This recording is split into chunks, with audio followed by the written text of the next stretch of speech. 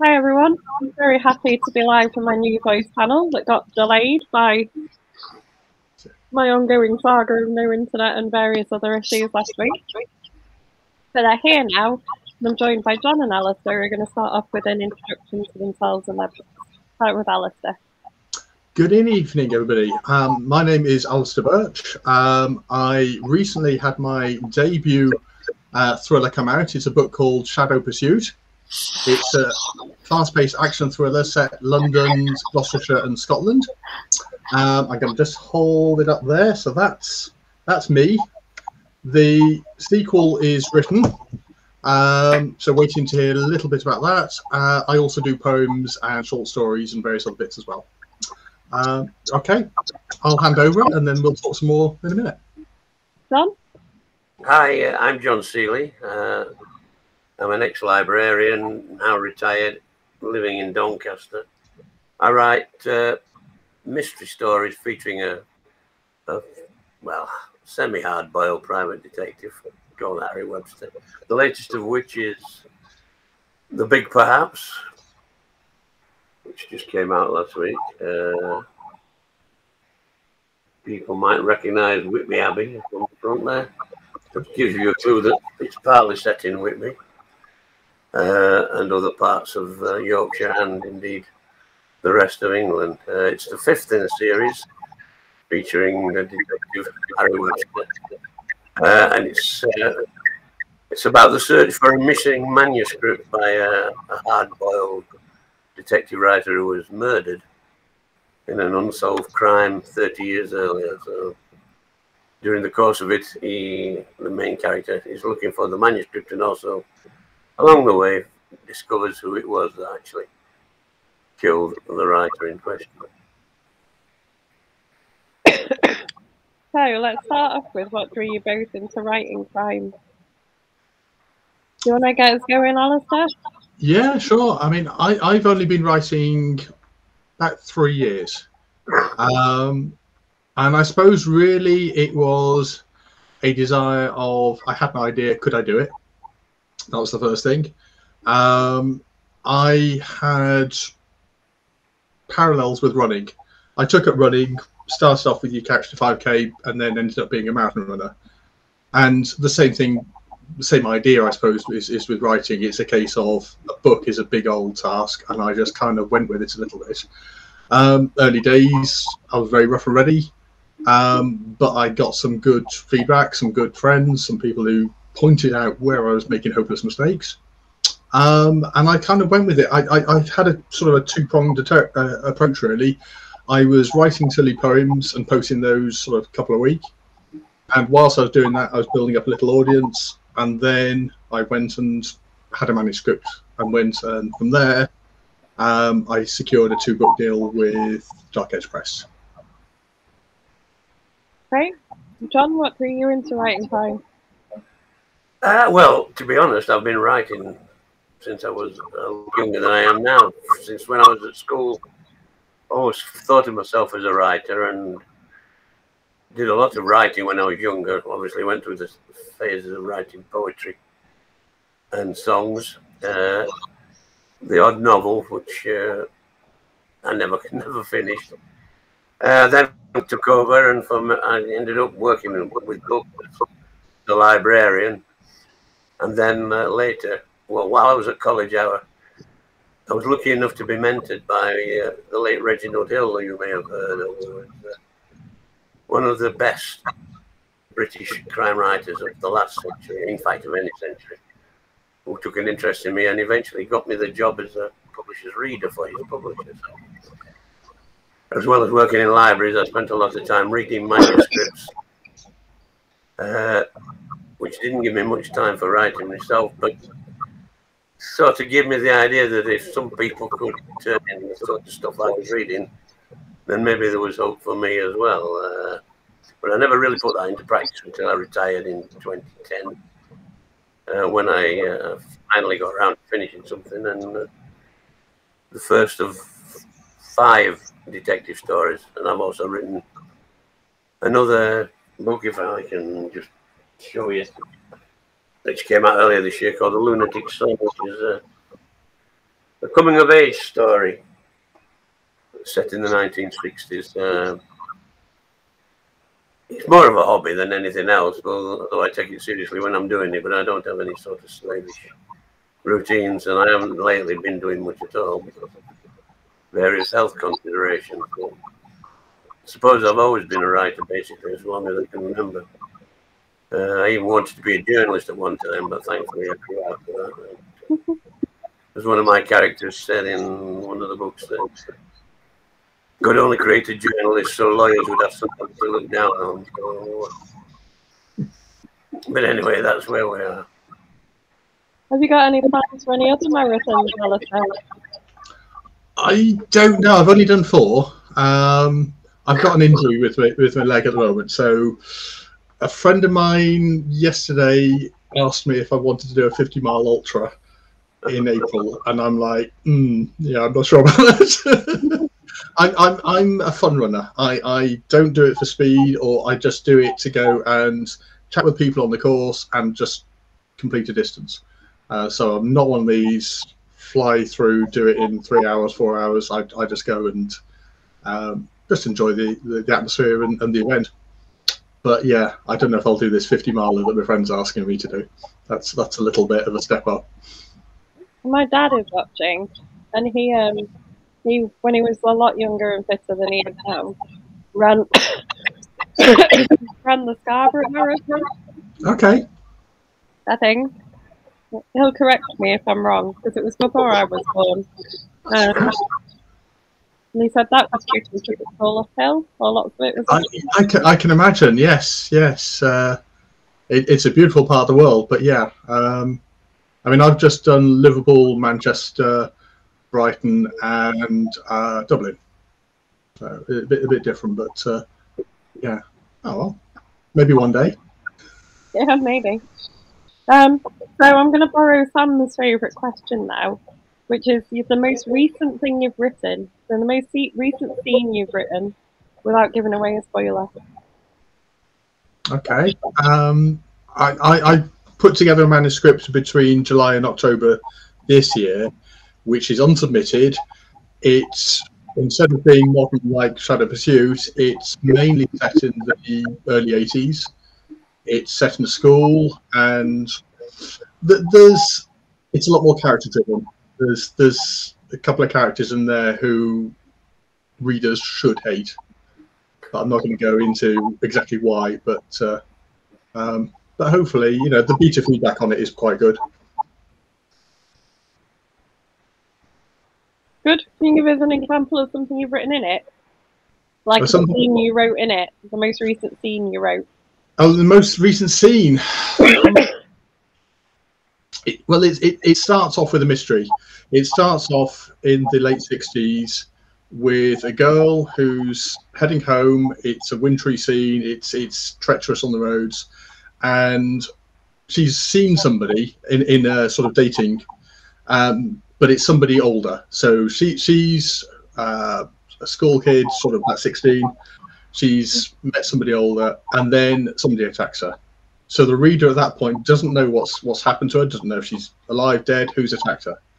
And the whole of the book then carries on until that mystery is revealed towards the end. That was good. John, most recent scene you wrote?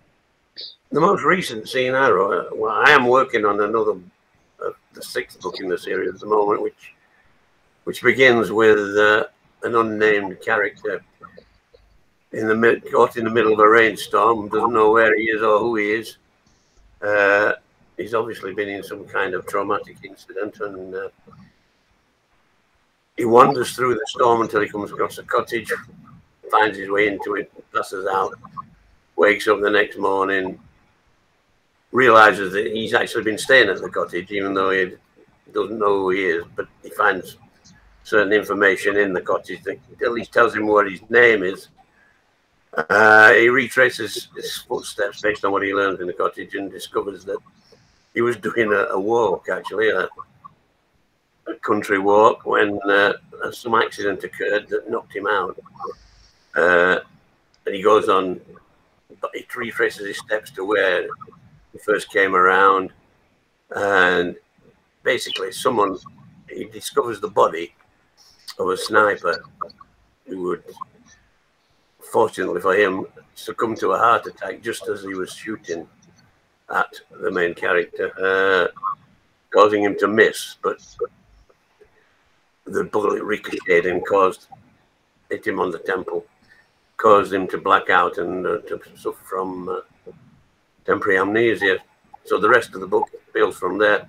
A, finding out who the guy is who tried to kill him, and B, why, and then C, sorting it out, making it, he manages to fool people into thinking he has been killed, or they fool the mastermind into thinking he's been killed, giving him at least 2 or 3 days to track down who's responsible and bring about the final confrontation, which is quite a few hundred pages away at the moment.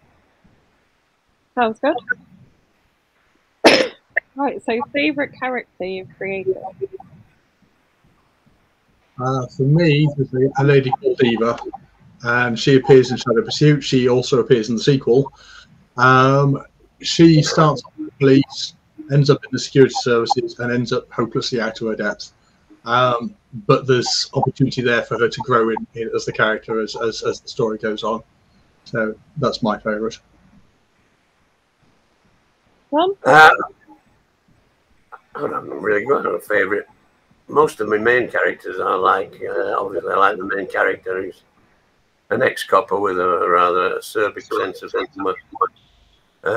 He's got a sidekick, Eddie, who's less well-educated and prone to malapropisms, although you're never quite sure whether they're deliberate or actually just his way of taking the mickey out of people.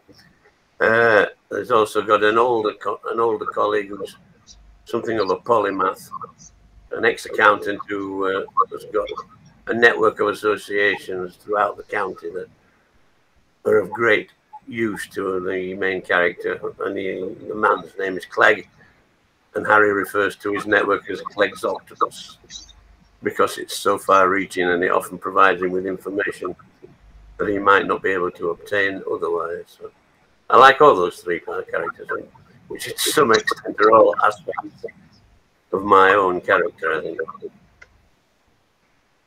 So we're about to do, last year, all of the admins in the author tab made the top 10 of our year list. And we just, last year, all our admins who do the author tab made the top 10 books of our year list. And we're about to redo it, so I've just been thinking about my favourite reads of the year. So I'm going to ask you what your favourite reads have been recently. Okay. The most, I mean, I really enjoyed The Huntsman, Tony Porter. That's quite a recent one, and that's a new series that he's taken on. So I'd recommend that. It's a tricky one because I've been reading so many publishing ARC reads, so advanced reads. So I've got loads of books I've read, but they're not out yet. So it's kind of, yeah, I don't know really. Let's put The Huntsman, and I'll have a think, see if I can think of some more. Go on, I'll hand over. Yeah, well, I'm not being very original when I said I really enjoyed Dead Ground, my Craven, marvelous series. I've also enjoyed. I don't know if anybody's familiar with him, Brian Freeman, who writes great thrillers in his own right, but he's taken on the job of continuing the Jason Bourne series, and the latest one of those, which I read. Well, I've read both of them by him, though I never read any of the originals or the Eric or the Osbar continuations. But I found them both very good. Superior. I don't tell a lie. I did try to read the original Bourne Identity, but Brian Freeman's actually a much better writer than Robert Ludlum. Those two are good. Mercy, we can read it at the moment. The new David Baldacci, who's one of those writers who I don't think can ever put a foot wrong for me. And that's shaping up to be really good. That's the They're established for a reason, aren't they? Yeah, they're established for a reason, aren't they? Yeah. Yeah. That's it, really. Other than that, I was going to say a lot of my. I went through rather a blank spot earlier in the year, not reading much of anything other than scripts that I received from the publisher. But I have got my mojo back a bit lately, and but I've also been catching up on things that I missed earlier. Like just finished a Jeffrey Deaver, who's another one of my favourite authors. You're probably like me. You've got this to be read pile. It's just growing and growing and growing quicker than you can read it. Yeah. Oh God, yeah. I'm never going to finish. Never going to read them all. No. But they're mine, all mine. Yeah. I'm going to try and steer my camera slightly so you can see some of my bookshelf. I think I caught a glimpse of it earlier. Yeah. Oh. Yeah. And that's just some of them. Yeah, oh well, yeah, I've got them all over.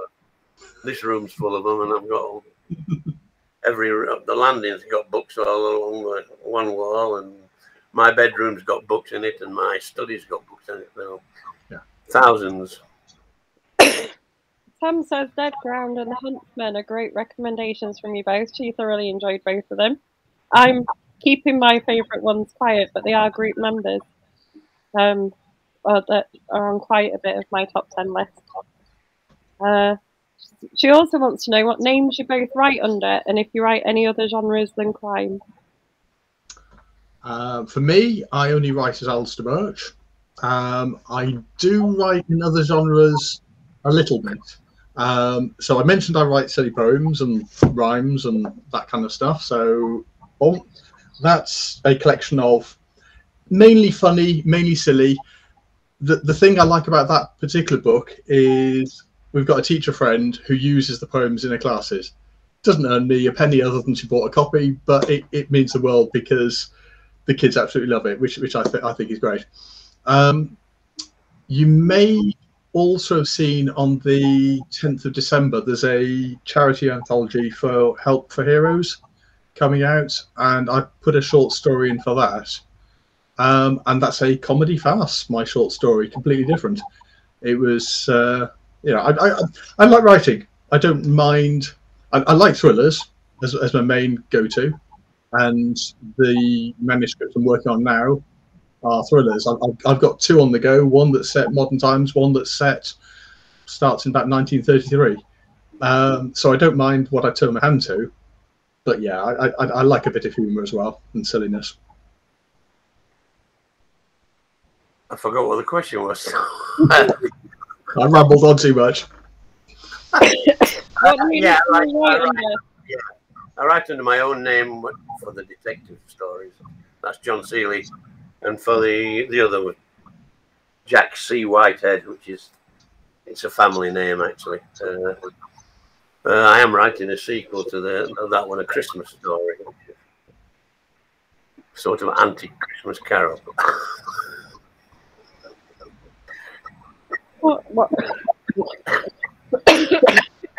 What's an anti-Christmas carol? Is it someone just gets progressively more grumpy? Yeah, Christmas. There's no happy ending. The ghosts are there in a way, but not. But the lessons learned, the hard lessons. But the main character is only a teenager, so he's got time to profit from him. But I've never been a big fan of Christmas, not for many years, and I think that comes through in the story, which is more about the crass side of Christmas. My family are very into Christmas. My parents have had Christmas movies on since they've been on TV. My dad has mince pies already. See, I don't even like mince pies. No, I don't, but we're making them. Our house is filled with gnomes. So, I'm going to read some more comments from Sam. She said, if you're not a walking fire hazard as a reader, then your TBR pile is sadly lacking. I'm a walking fire hazard in general, so I think I win. She also said, John had a great score on Ben's quiz. Will we be seeing you there, Alistair? I'll quite happily have a go at a quiz. I haven't really done well on quizzes in the past, if I'm honest, but I'll give it a go. The last two, I did a quiz, and it was on Radio Oxford, and there was myself and a friend took part, and it was a last minute thing. The people who were doing it didn't do it, and they phoned around and said, "Can somebody step in?" And we were terrible. We scored 4 out of 20 or something ridiculous. We also did a quiz as a fundraiser, and on our team we had a star quizzer, and we thought, this is amazing, we're going to walk this. The guy on our team, there was a quiz show which was Britain's Brightest Family, and him and his family won the show, and they had a all expenses trip to I think it was NASA or somewhere like that. So you're thinking, great, you know, we're going to walk this, and we got to a final tiebreaker. And he's like, I know this, I know this, I know this. So we went with him. We got a hopelessly wrong final tiebreaker. Yeah, I've seen that movie. I'm quite happy to have a go at the quiz. Ben's fiendish. Okay. He does. I had quite a long history of quizzing, actually. For many, many years I've played in quizzing. Although I must admit, I've never having watched the UK Crime Book Club quiz before, I didn't realise it was only going to be about crime books. Yeah.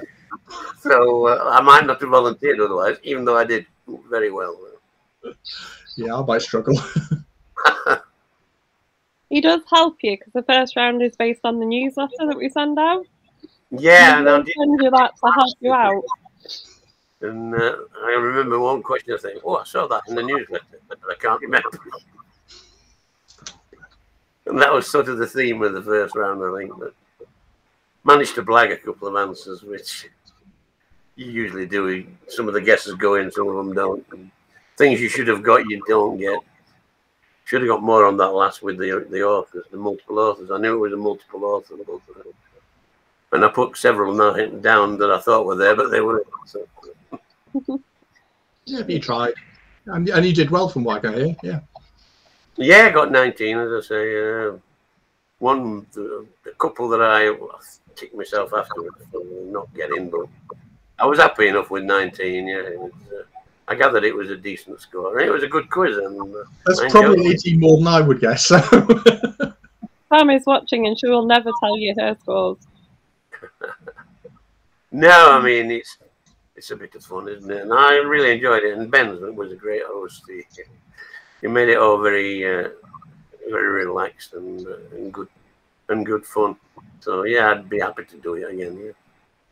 Yeah. Sam says, "What are the drinks of choice tonight?" You know, do you like a dandelion and burdock, Jan? I like a dandelion and burdock as well. Yeah, there we are. Can you see it? Yeah. I'm on Australian Shiraz. It is, but it's dandelion and burdock anyway. I've got iron brew. You've got iron brew. Look, I've got blackberry gin. I've got my red wine. I'm quite happy. Yeah, I didn't want to be inebriated on there. It's not a good look. Oh well, some was just okay, really. I normally have alcohol, but I took cough medicine before I came upstairs, and I didn't want to mix alcohol and cough medicine. I know, I don't want you to. Good idea. Needed to make some kind of coherent sense. Sam got 5 on the last quiz. Yeah, I knew that, but I wasn't going to give away a lady's secrets, but she's confessed and she was brilliant as well. She helped to make it all very good fun. Sam's brilliant, Sam. Yeah. She's also asked where your love of writing comes from. For me, it's a coming out of adversity. It's a case of I had a long first marriage, didn't work out, and there was a lot of negativity came out of that. And 2010 to 2012, I really dipped and had some deep troubles. So for me, it's all part of rebuilding and being a stronger person. and it's a case of you've got to commit to drive these things forward, otherwise you'll just prevaricate and won't ever sort of do anything. So for me, making a commitment to try and achieve these things it's just builds more self-worth in myself. You know, not everybody's going to like my writing. Some people will, some people won't, but for me, actually doing it is important. Yeah, well, for me, I suppose writing came naturally from a love of reading. From a very early age, I devoured books. I used to virtually live at the library at one time, and also from reading and thinking, well, you know, maybe I could do this. And being good at English at school, being encouraged by, it was funny really, we had two English teachers. One was actually the English teacher who nurtured Ted Hughes who went to the same school as me. And he was all about the content, and he was very encouraging about, you know, encouraging to use your imagination and to flourish in that respect. Whereas the other one was always wielding the red pen and made me very aware that I couldn't paragraph worth the time. But I got good marks from the other teacher, and creative writing became a thing that I was good at. And I just, it just got hold of me then, and started writing stories, very imitative things. And I never really lost it, except when work got in the way and found you too tired. You're coming home from work, didn't even think about writing. But yeah, from reading, really. And again, reading is the one thing that inspires me. If I haven't written anything for a while, I can pick something up and read it and think, oh, that was great. And give me the, or alternatively, well, that wasn't very good. I could do better than that. So it's a double-edged sword, really. But yeah, that's how it happens with me. I'm going to ask you one of my new favorite questions as well, because I get some great answers. Have you ever acted out a scene that you've written? What? Have you ever acted out? Have I ever acted out? Yeah. Everything. Well, My new favourite answer to this is Mark Richards, who said that he acted out a fight on Whitby Pier. No, I think what the opposite of that is I've created a few scenes that I wish I'd have been part of, you know, sort of vicarious revenge through my characters in situations where maybe I wouldn't have behaved in exactly the same way. But no, I can't really say that I have. But obviously I've quoted odd lines that took my fancy, and one line and things like that. But actual situations, no, I haven't. Yeah, I'm the same. There's bits that happen that I can relate to because they may have happened in my own life or I've sort of experienced. But that's a memory as opposed to acting something out as almost research, really. But I'm kind of a pantser anyway, so I've got the start, I've got the end. And how I actually get there, and whether I actually take the route that I originally planned, not necessarily. It can just go off, and if I like the direction that the story goes, off I go. But I do know friends that there's one of my author friends, and she wanted to have a scene where somebody placed worms on this character's face, and she actually went and did it, and because she really wanted to write the scene effectively of how it would actually feel. But I'm not into doing it that. Yeah, don't go to dinner at her house.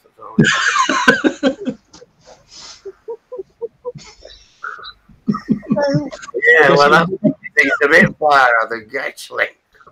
But oh well. Gross. Book covers and titles. Do you come up with those yourselves? How much of a say do you have in them? I know, Alistair, you're with Dark Edge Press. Yes, so Shadow Pursuit was my title. The sequel is called Shadow Play at the moment. I'm assuming that's what the sequel will end up being called. unless somebody tells you otherwise. At the end of the day, we would have a conversation, and if they turn around and said, well, actually, we like this, then we would each fight our corner to decide. But so second book will be Shadow Play. Third book, which is a standalone, hasn't gone to anybody, is currently titled The Evil Within. Reflecting on moments in time, the poem book, that's because that's what it is. It cherry picks all kinds of life happenings and silly things. But yeah, you know, it's a case of, so far, all the books I've done, with the exception of the 2 charity anthologies, because I'm just a contributor for those 2. Do you come up with the cover design yourself as well, or? Reflecting on moments in time, I published. So yes, that's my cover. The cover for Shadow Pursuit, I'm going to hold up again anyway.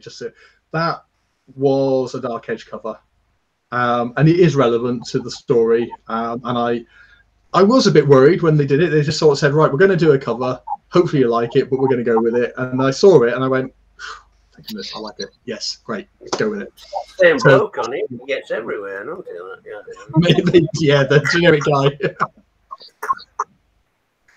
I don't know who he is, but he's in Yorkshire and in London. Yeah. What about you, John? You have to remind me of the question again. I'm getting giddy here. What covers and titles? Oh, the title. Well, most of my titles come through my love of poetry and of Shakespeare in particular. The Big Perhaps is actually comes from a quote by Rabelais. Well, supposedly his dying words, I go in search of the great perhaps. An earlier book, What the Ashes Bring Forth from Shakespeare. A Furtherance of Hell, that was a quote from Baudelaire. The first one I wrote, I made that up myself. At one point, I even wrote a poem, a spurious poem, to use as the epigraph because I couldn't find one suitable enough. But generally, I get my inspiration from, I see a line in a poem and I'll think, well, that'll be a good title, and I'll write them down and I use them. The next one, the one I'm working on at the moment, is called What's Dark With It, which is a line from John Milton. So. I think covers based on things like that and song titles are a great way if you like. Yeah. Well, I think if you find something that's based on a book that you like or a song that you like or something like that for an author, you're like, I'm already going to like this because I know I like. I mean, I did have one problem with the Lunatic Sun, which is what I originally called it, and then I thought of a better title, which was It Ain't Me, Babe. Being a big Dylan fan as well, and the main character's a big Dylan fan, but when I looked into it, it seemed like it might cost me a lot of money if I used that. So unfortunately, I had to go back to the original quote, which is from the Bible, the whole thing. But just as apt, but It Ain't Me, Babe might have appealed to a different demographic. Mum has said that she is freaked out by worms. You're actually not the only one. Stuart McBride has suggested he might use her and her unusual phobia in a book, and she won't be able to read it if he does. Well, why not? I should get some royalties from that, though. She's going to fall out with me. Apparently, when I was little, I used to keep worms in my doll's pram.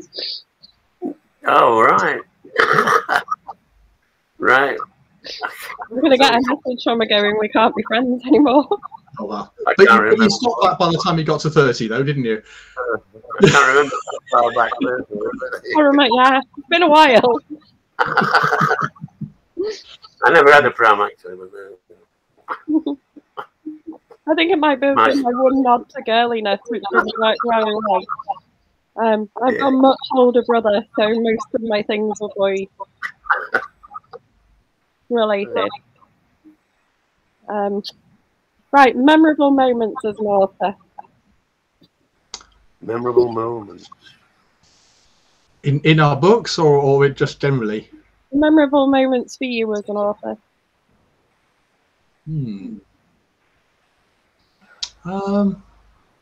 It's a tricky one for me because I'm a new author, you know. So this is all memorable. It's all fresh. It's all new to me. You know, it's you know, it's only 18th of October my first thriller came out. So you know, for me, I'll go back to what I mentioned earlier. Just having kids in the school with their teacher reading the poems, that means the world to me, more than almost, you know, it's. At some point, I dare say I will go and do some live reading or signing or whatever, but I haven't even done that yet. So I'm at the start of a journey to a degree, hopefully building memories as opposed to having many to call on, really. I suppose for me, the most memorable thing I can think of is when I showed something to Red Yellow I mentioned before, and he read it and said, yeah, if it was up to him, he would publish it straight away. And he thought I had what it took to be a writer, and that was something that kept me going. That's always been in the back of my mind, and because he was quite a good judge, Reg. As well as being a brilliant writer, he was a teacher as well. So that, I suppose, the most memorable thing. Publishing the first one as well, seeing it actually up on Amazon, and I think, well, that's me. Yeah, that's about it. I would imagine if for Alistair being accepted by a mainstream publisher, there's a really memorable thing. That's the thing that most writers, I think, would who've been, you know, the first actual published book. Oh yeah, you're right. I mean, signing a contract when you're starting out is a lovely feeling. You're exactly right. Yeah. Sam has asked what would be a dream book launch event for you.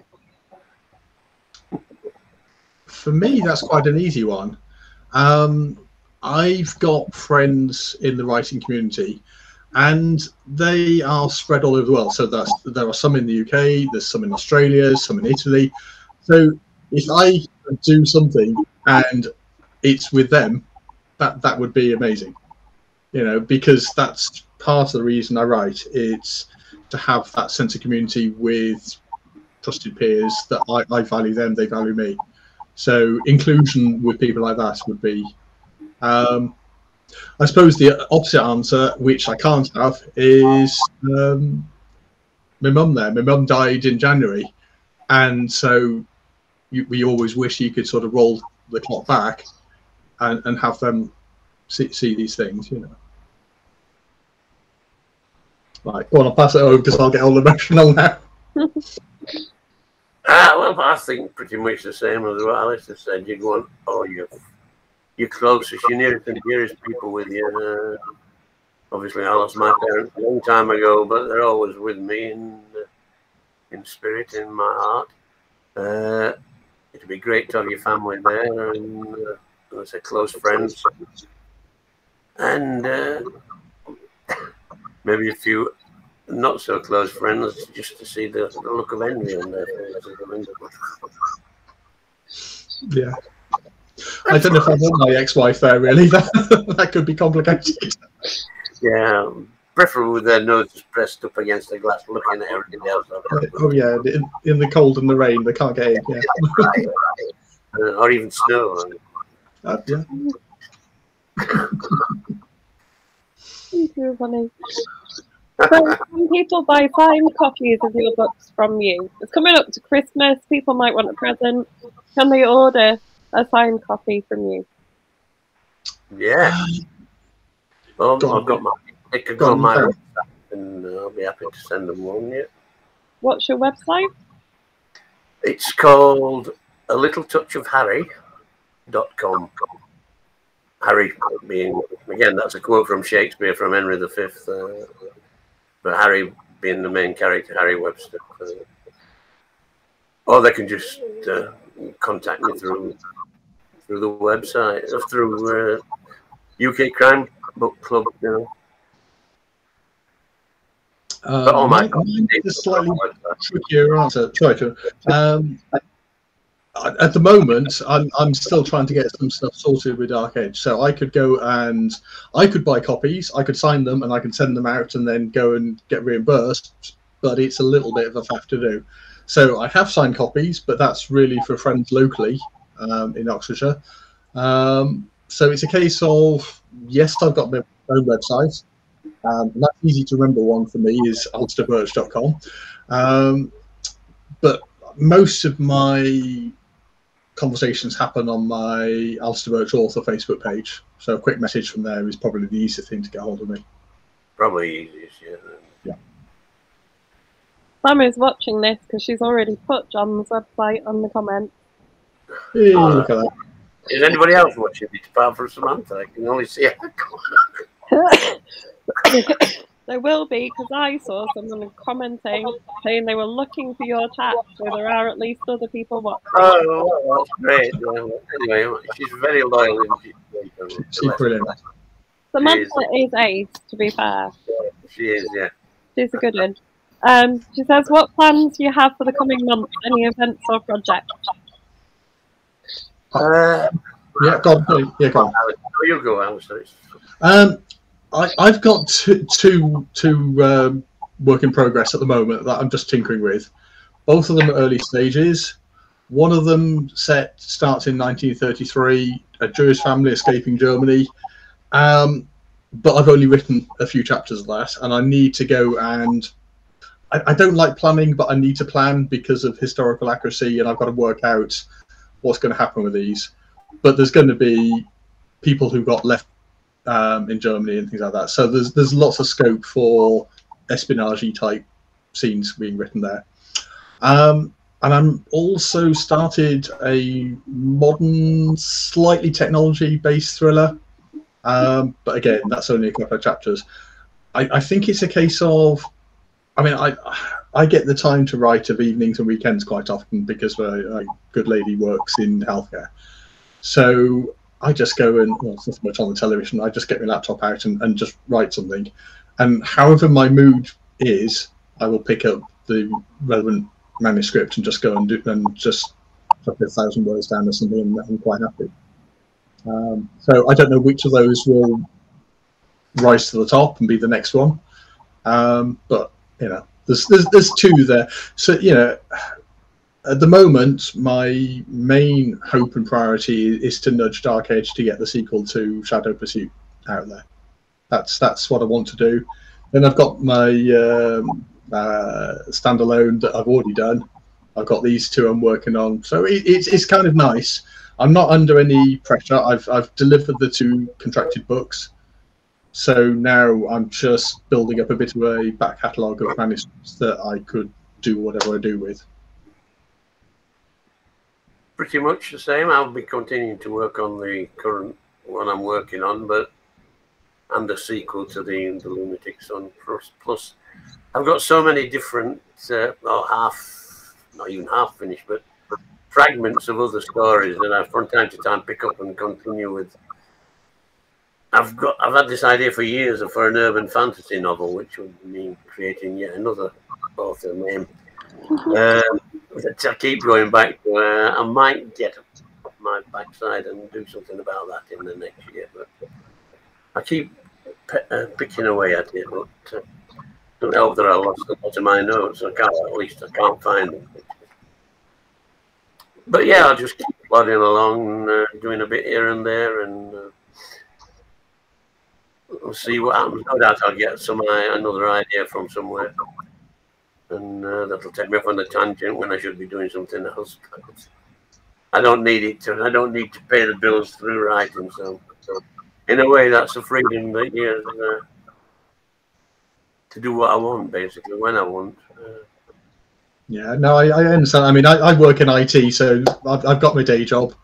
Writing is just something that happens on the side, so it's not a monetary thing as such. You know, that's just kind of nice if it happens. It is down to I enjoy writing. Simple as. Yeah. I must say I don't always enjoy it, but I enjoy it. I tend to enjoy it best when I've done it. And I can look at it and think, yeah, that was good. Why didn't it feel good when I was doing it? But yeah, it's like an itch you've got to scratch, isn't it? I really hope we finish the urban fantasy one. It's one of my favourite genres. What's that? Sorry. I said I hope you finish the urban fantasy one. It's one of my favourite genres. Oh yeah, well yes, definitely. Say it's all plotted out. It's got a great title. Well, I think it's a great title. So I will have to get down to it. And just as you said, is anyone else watching? Donna said hello. Oh, bless her. Hi. Hi, Donna. She's lovely. She's a very good support. Yeah, we have conversations quite frequently. Good. I'm glad there's somebody out there. Donna spends her life either doing interviews or watching interviews. Bless her. She's a She's a stalwart. real fan. Yeah. Well, brilliant. So, would you make a graphic novel of one of your books? That's my favourite author chat question of all time. Basically, Yeah. I'm a nerd of the life comics. As long as I didn't have to draw the pictures. Yeah. That would be a very sort of be stick figures all the way if I had to do a graphic novel of it. But yeah, I collect comic books. So, you know, Just chuckling at Donna's comment. somebody like who can I say now? George Perez or someone like that to illustrate. It would be great, or Jim Strank, although he can do comic work these days. Neil Adams, of course, one of the great comic book artists. He would be great. So yeah, definitely, yeah. My details are on the website if there are any graphic artists out there.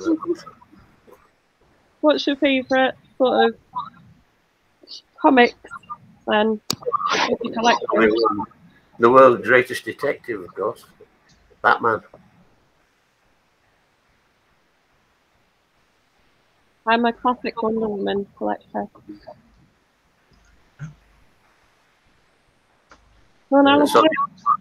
Me, if I was having sort of graphics and imagery, I wouldn't do it necessarily with a thrill or something like that. I would do it much more with the books of rhymes, and I would go very much like the artwork you get with a Roald Dahl book or something like that. So, you know, something that just adds a little bit of extra value to the rhymes that are in there. I can't draw for toffee either. You know, I've got daughters and they're excellent artists, and I'm like, no, I'm against stickmen all the way. So I don't know where they get that from really, but actually, I think the graphic novel treatment would work well with the urban fantasy idea. Oh, I think so. Yeah. Yeah. Yeah, there's some really good urban fantasy ones, isn't there? So they probably would work well with that genre. Yeah. We're coming up towards the end of our chat. In a minute, I'm going to ask you for a reminder of yourselves and your book. Right. But before we do that, we've done what is coming up next for you, haven't we? Yeah. What's the most unusual way you've murdered someone in one of your books? So, gives it away a bit, doesn't it? Yeah.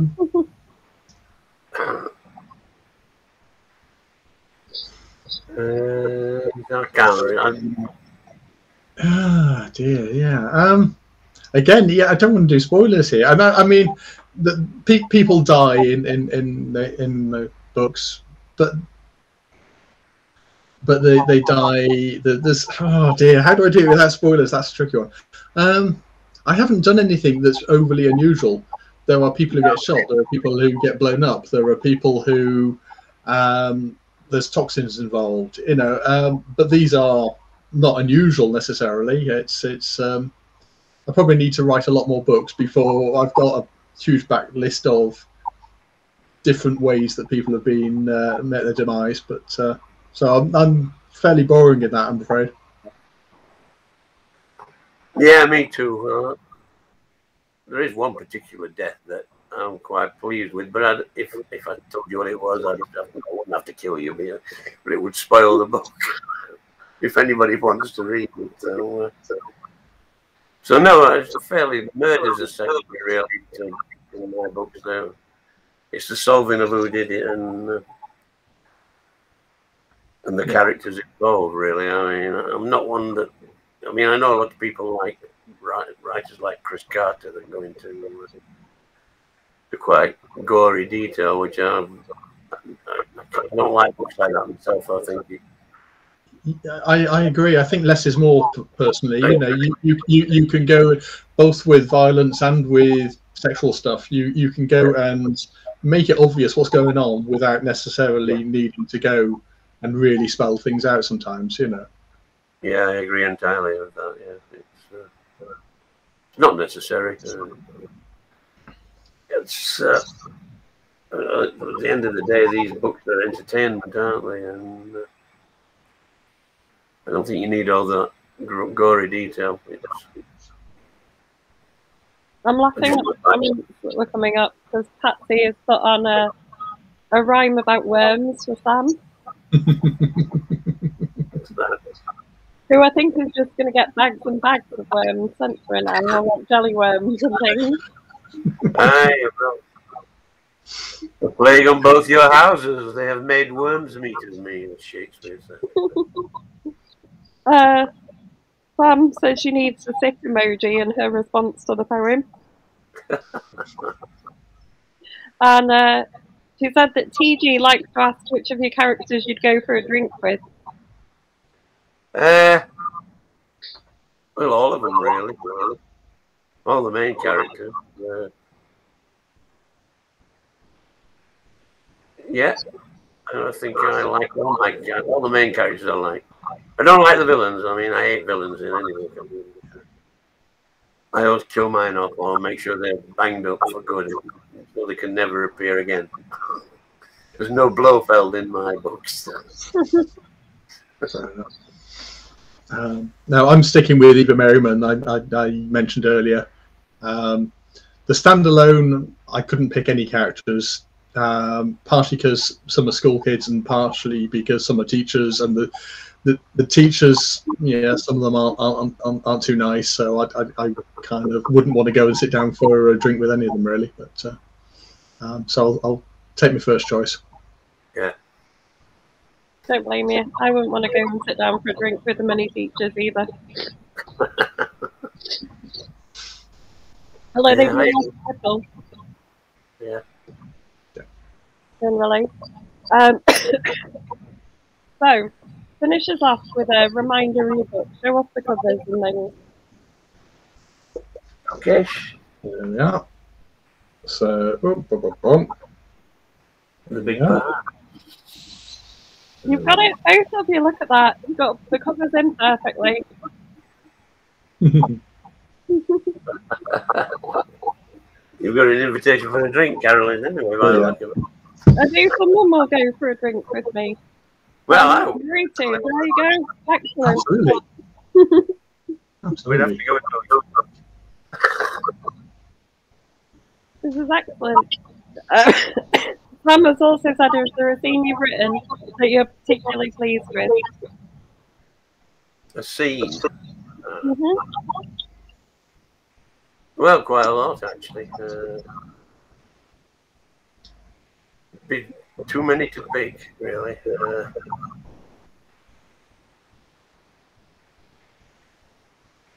Yeah, I can't really put my hand on and say, yeah, that was it. I mean, really, when I'm good, I'm very good. That's my view there. And, why not?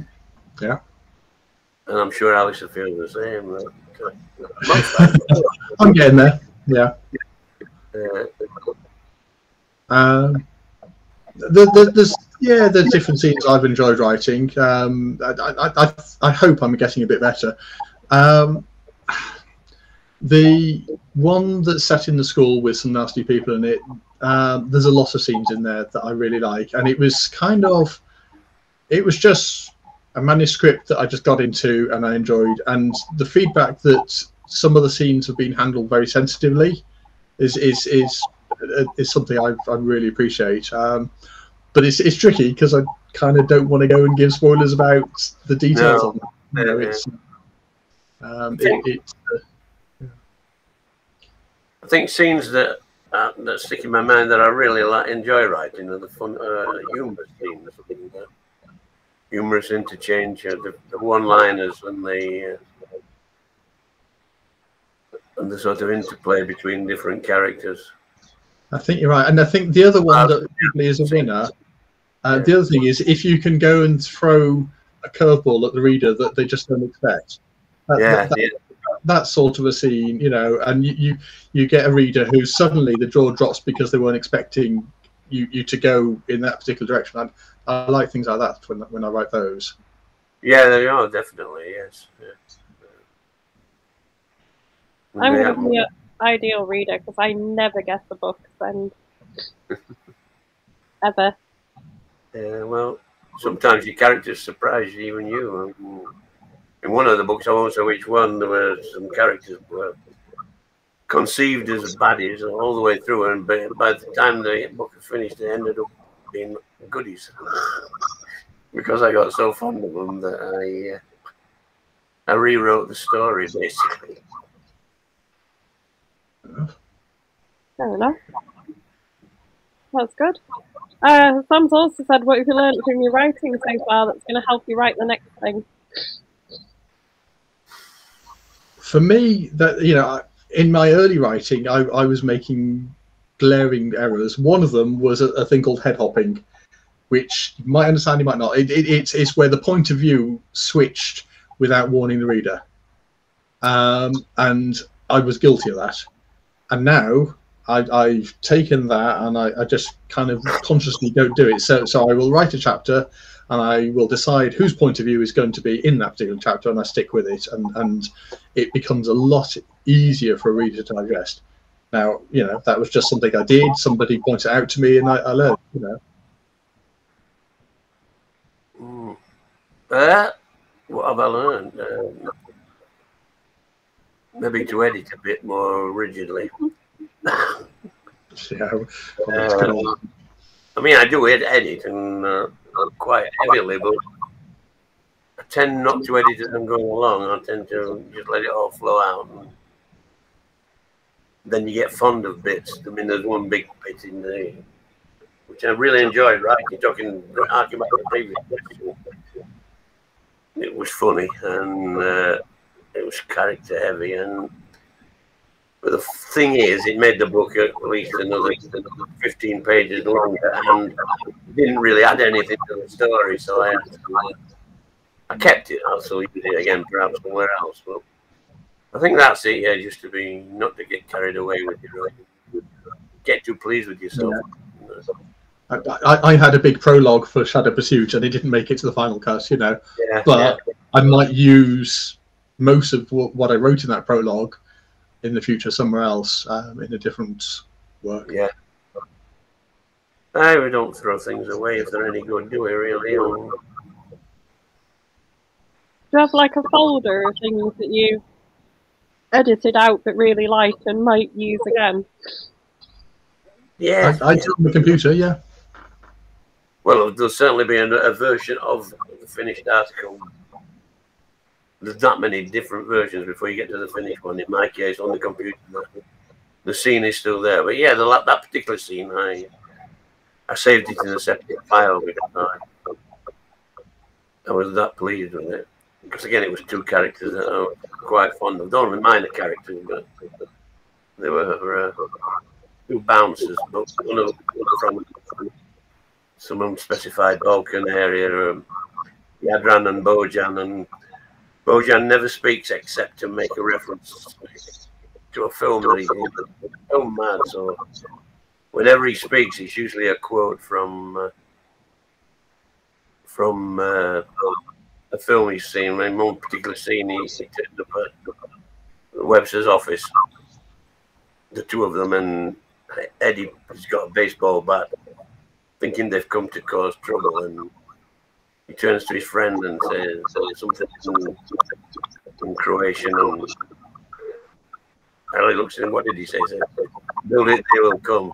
And things like that, just throw away lines from. And then I got really into those characters, so I got a bit carried away when I was writing that particular scene. Well, we're at the end of our time. So Well, Thank you very much. thank you very much for having us. Yeah, really enjoyed it. Thank you. Yeah, very good. And an absolute pleasure having you. Thank you very much.